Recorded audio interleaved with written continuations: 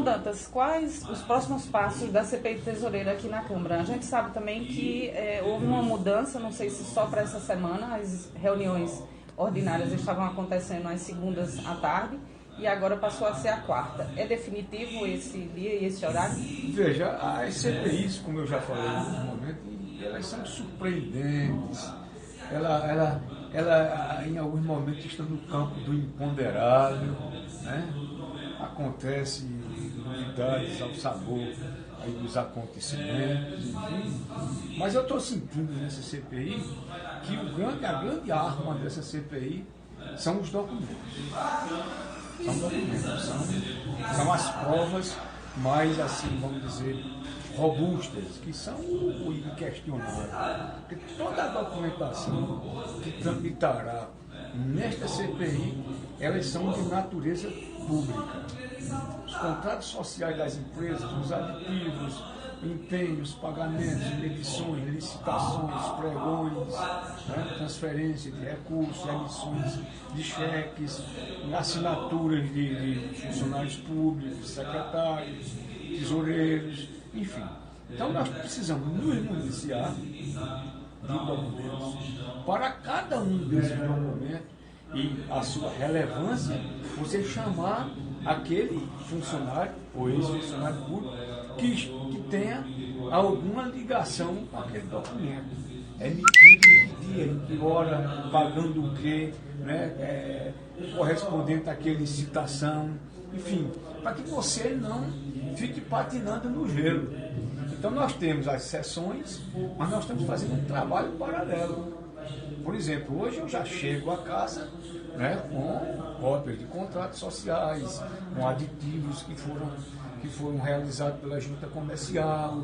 Estou aguardando comunicados do Ministério Público Estadual Federal. Tenho resposta do Ministério Público Federal a um ofício extra CPI, que eu encaminhei ao Ministério Público antes da instalação da CPI, já informando que lá não tramita nenhuma documentação atinente ao assunto e, portanto, não tinha muito o que informar até o presente momento. Então, nós estamos com esse cuidado, com esse zelo de não fazer com que a CPI traga para as suas audiências assuntos que não tenham a importância devida e que seja no processo de apuração relevado pela falta de qualidade, né, de juridicidade ou de constitucionalidade. Nós estamos colocando nessa CPI a experiência de quem já presidiu muitas delas. Então nós não podemos deixar brechas. Agora, eu posso afirmar que na história constitucional de Campinas, nenhuma CPI terá o alcance, nenhum vigor e nem nunca trouxe resultados que essa trará. Porque essa CPI ela é muito robusta pelo que aconteceu, pelo que ficou documentado, pelas triangulações que foram realizadas. Né? E depois é uma CPI de tamanha repercussão que você vive num país em ebulição, né? Mas o assunto CPI do ex-tesoureiro não sai da pauta. A partir de quando a CPI começa a ouvir depoimentos de testemunhas? No primeiro momento que chegar o primeiro documento oficial da Receita Federal, do Banco Central, do Ministério Público Federal ou estadual, do Detran ou da Junta Comercial do Estado da Paraíba, a primeira pessoa que tenha um link ou um vínculo com aquele documento, ou porque emitiu, ou porque não está no seu nome, ele já será de imediato convocado. O senhor falou em surpresas que a CPI proporciona por si só, no que se refere a documentos. Nós fomos surpreendidos semana passada com a morte, com a fatalidade, né, na verdade, de Roberto Cantalice, que era uma das pessoas citadas e a serem ouvidas. O senhor teve oportunidade ou possibilidade de falar com o Cantalice antes da sua morte? Veja, Roberto Cantalice é uma pessoa do meu relacionamento. de amizade. Eu não conhecia há 50 anos. Né? Um cidadão em relacionamento de amizade muito extenso em Campina, nos meios sociais, nos grupos, nas confrarias de miúra, do choque do alemão, entre amigos, enfim. Para mim foi uma grande surpresa, com essa fatalidade, mas entra exatamente no que eu já vinha afirmando, no campo do imponderável, né, das surpresas que as CPIs podem causar. Um exemplo desse fácil, né, de Roberto Cantardes, que me deixou realmente penalizado pelo relacionamento penalizado, fomos pegos de surpresas. Não sabemos ainda a causa mortis, né, mas está dentro do campo do imponderável. As CPIs, em algum momento, elas são surpreendentes, né, elas causam, né, verdadeiras ebulições no meio em que ela está atuando, né? E poderá acontecer com ela mais fatos, mais alguns fatos. E aí vai depender da documentação que chegará às nossas mãos e das pesquisas que nós estamos fazendo. Nós temos como consultoria jurídica trabalhando no entorno da CPI, estamos aí com um acompanhamento contábil, né, também. Isso fazendo cruzamento com SAGs, com publicações, com editais, enfim, é uma CPI que ela promete muito pela sua robustez e pelo volume de documentos, né, que serão juntados a esse processo da CPI. Extratos de contas bancárias, alguns deles inclusive falsificados, que enquadram os responsáveis como um crime federal, porque mexe um crime que mexe com o sistema financeiro, com bancos oficiais, e que foram apresentados ao Tribunal de Contas do Estado como um documento de testada e comprovada veracidade, quando na realidade foram documentos falsificados. Roberto Cantardes seria convocado ou não? Seria convocado, porque ele foi titular durante um período da empresa, logo depois, através de um adjetivo, passou a ser chamado JCR, né? E ele seria convocado, sem sombra de dúvida.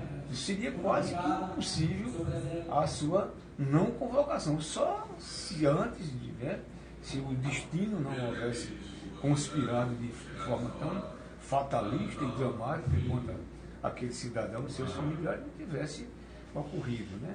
Ele seria convocado, como os titulares dessas outras empresas, os atuais titulares e de mais duas empresas, todos eles, no momento em que for constatado que haja o que se comprove em meio a essa triangulação envolvendo essas três empresas, fiquem certo que os titulares, os sócios e ex-sócios que tenham, porventura, deixado a sociedade serão convocados. Como serão convocados? Ex-secretários, são 3 ex-secretários de Finanças. São o Júlio César Cabral, Amanda Cabral, parece-me que o Alexandre Almeida, que foi secretário de Finanças, também. Quer dizer, um terceiro nome que no momento me foge, mas foram 3 secretários de Finanças. E também outros que assinaram como tesoureiro, que tiveram envolvimento com o processo.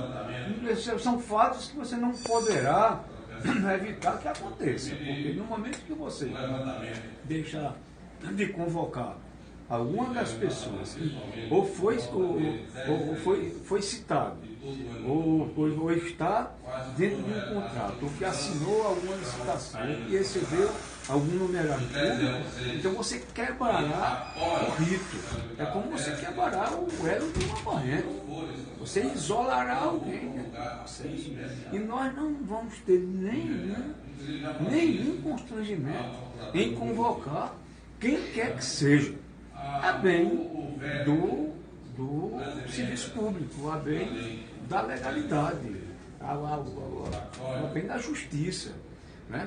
E também na busca também de que esses recursos, porventura, tenham sido desviados, que se transformaram em patrimônio, em apartamento de luxo, em apartamento de cobertura, em lanches de luxo, motocicletas de luxo, automóveis de luxo, que esses bens, eles retornam, né, para o lugar de onde não deveria ter saído, e foi a tesouraria da prefeitura. João, eu não sei se você tem conhecimento, mas o Instituto de Polícia Científica já deu como resultado parcial a insuficiência respiratória como causa-morte do Roberto Cantalice.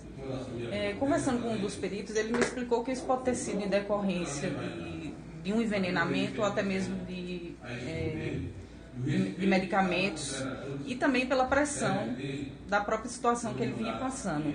Baseado nisso, o senhor tem intenção de pedir, através de requerimento, a quebra de sigilo telefônico para saber quais os últimos contatos feitos entre Roberto Cantalice e algumas pessoas? Tudo isso está em meio a essas, vamos dizer, possibilidades, né? No mapa das possibilidades. Há alguns aspectos que, em alguns casos, você fica impedido por prerrogativa.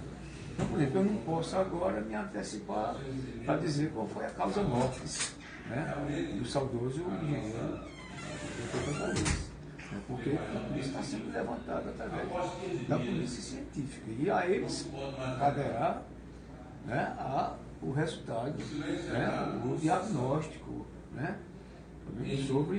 sobre a causa-morte daquele cidadão. Mas essa documentação ela poderá vir, dependendo também do que ocorrerá com o envolvimento de familiares, o que ele possa ter deixado escrito, né, alguma documentação, o que ele tenha deixado com alguém. Né, e isso certamente irá entrar nesse processo. Né, que nos levará ao final, né, a uma conclusão mais técnica, mais científica, contábil, jurídico, constitucional. O fato é que a CPI já começou com essa entre aspas, novidade e não agradável, que é o falecimento de um cidadão muito conhecido de nossa cidade. Então, a CPI começa realmente, né, com fogo no estupim. Continua às quartas-feiras ou volta para a segunda? Às segunda-feira. Nós temos para decidir se realizaremos uma sessão amanhã, porque se eu não tiver em mãos uma documentação que eu pretendo ter até o final da tarde, eu faria a reunião amanhã apenas para aprovar as atas das últimas reuniões. O fato que devia ser discutido numa reunião, que pudesse ser hoje ou amanhã, seria o fato do falecimento do Dr. Roberto Cantalice. Mas nós achamos questão humanitária, né? De respeito à família, de respeito à cidade, e não trazer esse assunto no momento à baila, né, do que está sendo discutido no foco principal, que são as denúncias do ex-tesoureiro Renan Trajano.